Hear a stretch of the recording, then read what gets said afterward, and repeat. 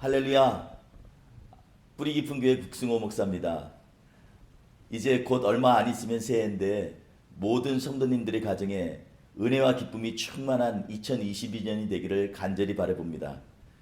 저희 교회는 2022년도에 빌립보서 4장 9절 말씀과 베드로전서 3장 15에서 16절 말씀을 가지고 우리가 그리스도를 만나고 증거하는 교회라는 그러한 표어를 가지고 하나님 앞에서 믿음으로 나아가려고 합니다.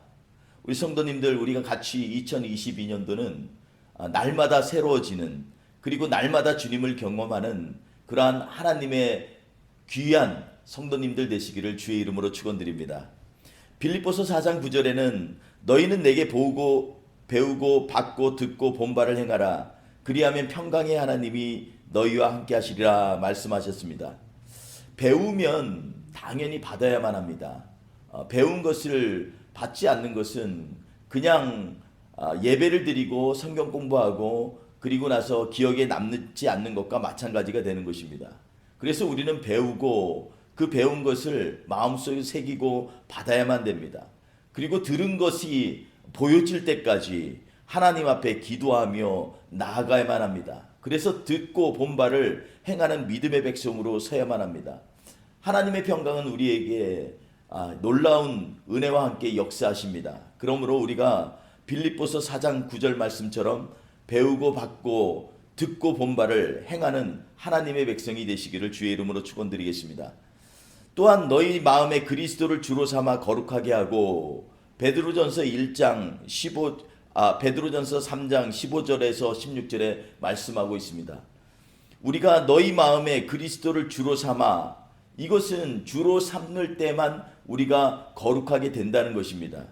우리는 우리의 힘으로 거룩하게 될 수가 없습니다.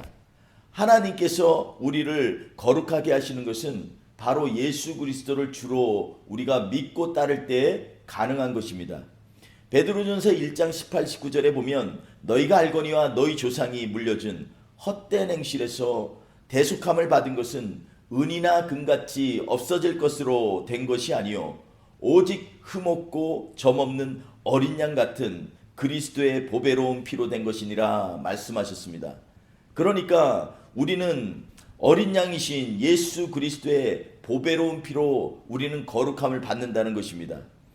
세상에 요즘에 여러 가지 신종 언어들이 많이 나오고 있습니다. 그리고 세상에 다양한 문화들이 지금 만들어지고 있습니다. 그러나 자세히 보면 그 모든 문화들의 중심에는 자기중심적인 삶이 있습니다. 그래서 우리는 이럴수록 오직 예수 그리스도의 가르침과 그의 삶의 기준을 삼아서 이 세상을 살아나가는 믿음의 백성이 되어야겠습니다. 2022년도 금년과 같이 여러 가지 어려움이 기다리고 있을 수도 있습니다.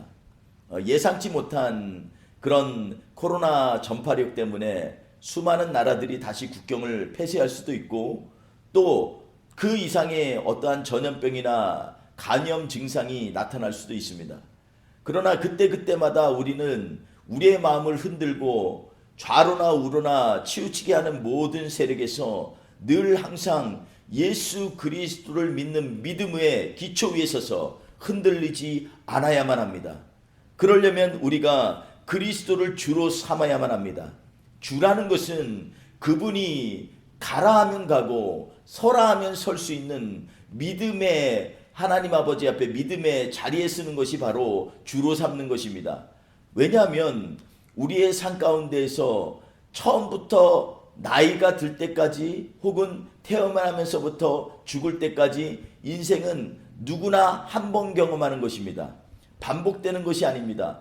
물론 다른 사람들의 입장에서 우리가 위인전을 보거나 여러 사람들의 삶을 다양한 채널을 통해서 이해할 수도 있지만 결국 나의 삶은 나는 항상 처음 경험하는 그러한 삶을 살고 있는 것입니다.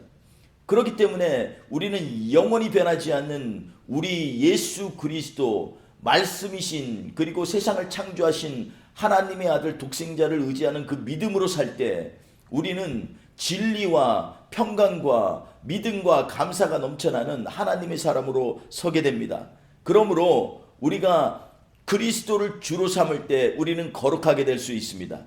왜냐하면 우리 주님은 흠없고 점없는 어린 양같이 그 보배로운 피를 우리를 위하여 흘려주셨기 때문입니다. 그래서 그 피를 의지하고 그 은혜를 의지하고 나아가는 사람은 바로 하나님 앞에서 거룩하게 여김을 받게 됩니다. 사랑하는 성도 여러분, 우리 교회가 2022년도에는 세상을 향해서 담대하게 복음을 증거하고 그리고 또 사랑을 증거하고 그리고 하나님의 역사심을 보여드리는 그런 하나님의 믿음의 백성들이 되시기를 주의 이름으로 축원드리겠습니다. 또 한 가지, 우리는 세상 사람들이 너희 속에 있는 소망의 이유가 무엇이냐 이렇게 물을 때 항상 답이 예비되어져야만 합니다.